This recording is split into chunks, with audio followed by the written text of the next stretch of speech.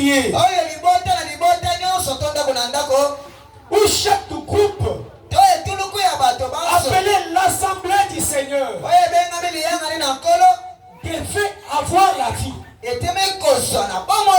de la prière. Une personne, une assemblée qui n'a pas cette vie de prière est coupée de la présence du Dieu Tout-Puissant. Et puisqu'elle est coupée de la présence du Dieu Tout-Puissant, elle va tomber dans un état de tiédeur et d'indifférence. Si tu ne veux pas te retrouver dans la condition d'indifférence et de tiédeur, tu dois faire de la prière ta vie. Tu dois faire de la prière ta vie. Nous sommes ramenés à l'église du début.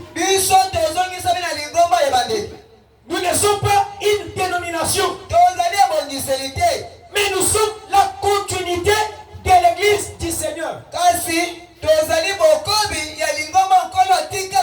L'église qui avait commencé depuis le jour de la Pentecôte. L'église apostolique primitive qui doit être la manifestation de Dieu. Nous sommes sa continuité. Regardez ce qu'elle était. Ce que cette église était au début,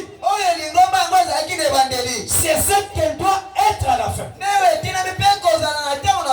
Écoutez mes bien-aimés, chaque épouse naturelle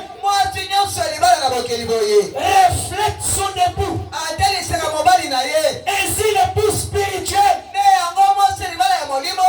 représentera aussi son époux. Regardez ce qu'était le Seigneur Jésus. Lisez dans Matthieu le chapitre 4.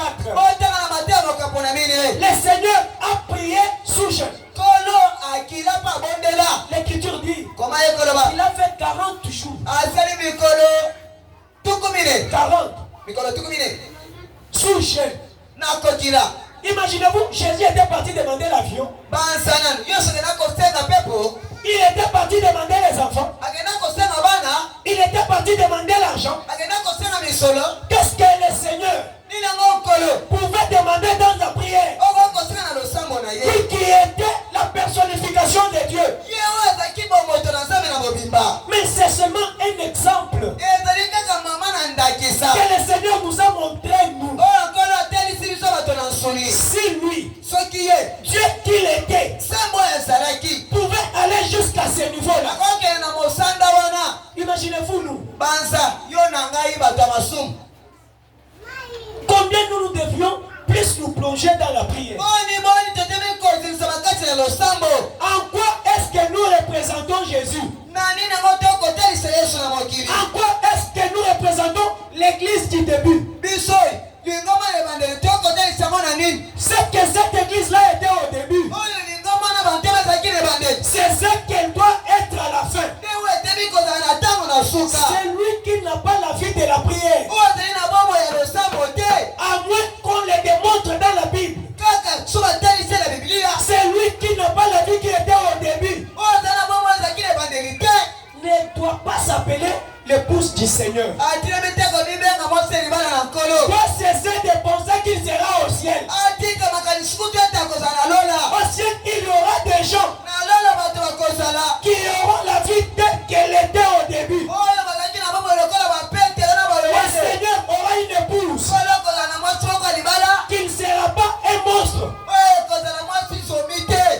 Mais il aura une épouse qui sera toute la parole.